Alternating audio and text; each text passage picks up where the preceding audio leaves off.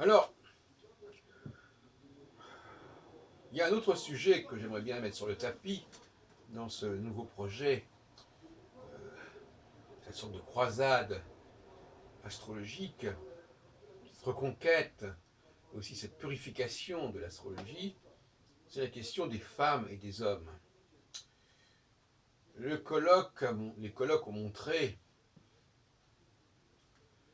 c'est pas nouveau d'ailleurs, que les femmes ne parlent pas de la même façon de l'astrologie que les hommes, et que souvent, en croyant servir la cause de l'astrologie, les femmes la desservent par leur maladresse, par leur candeur, par une sorte de rigidité ou d'ignorance ou d'inculture. En tout cas, elles ont un discours qui passe pas, qui passe mal, en tout cas qui passe mal aux yeux en tout cas des gens qui sont un petit peu exigeants sur le plan intellectuel. Et donc, le colloque qui s'est tenu ces derniers jours a eu une double signification en fait.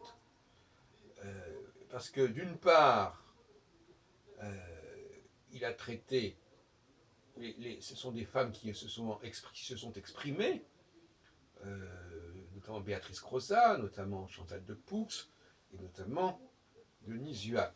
Elles se sont exprimées chacune, et elles ont parlé de l'astrologie chacune à leur façon, et on s'est aperçu, en fin de compte, que toutes les trois d'ailleurs étaient très, très professionnelles, si on peut dire. Donc c'est-à-dire que c'était des astrologues professionnels, avec tout ce que ça peut impliquer. Des gens qui sont dans la pratique, et qui, quelque part, ne perçoivent la théorie que comme un point de départ, si vous voulez. Un point de départ pour leur pratique, mais non pas un point de départ pour une recherche historique sérieuse. Et puis, deuxièmement, ce colloque a aussi été l'occasion, ce qui est assez inhabituel, qui pourrait me paraître un peu bizarre, on a beaucoup parlé des rapports entre les hommes et les femmes dans ce colloque.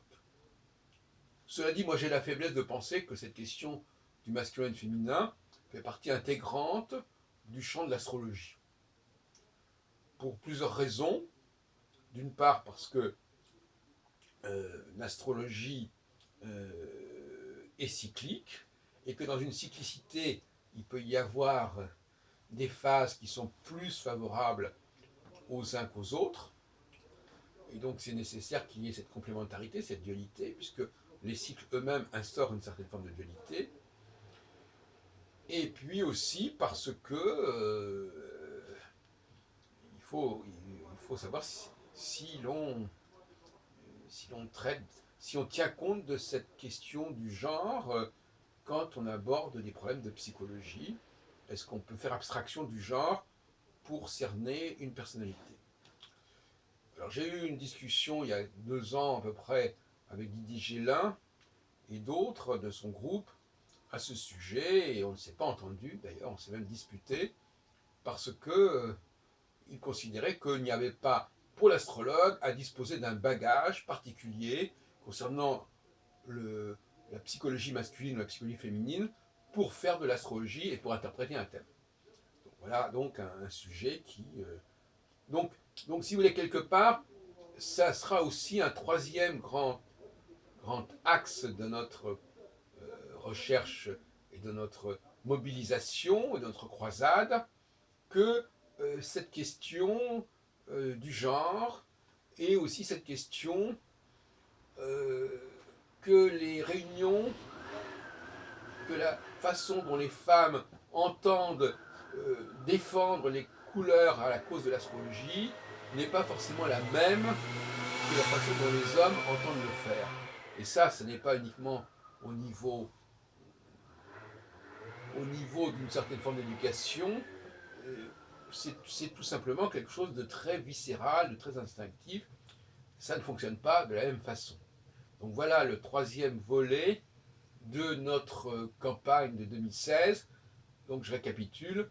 Le volet les hommes et les femmes, le volet l'astrologie sidérale face à l'astrologie tropicale et l'astrologie stellaire, et le volet l'astrologie face à tous les calendriers et à toutes les conventions de temps qui scandent, qui rythment nos vies à la fois dans le quotidien, dans l'hebdomadaire, dans le mensuel, dans l'annuel, et bien entendu à d'autres niveaux d'ordre électoral sur 4 ans, 5 ans, 7 ans, etc., avec des points de départ qui varient de façon tout à fait aléatoire et que j'ai appelé conjoncturelle.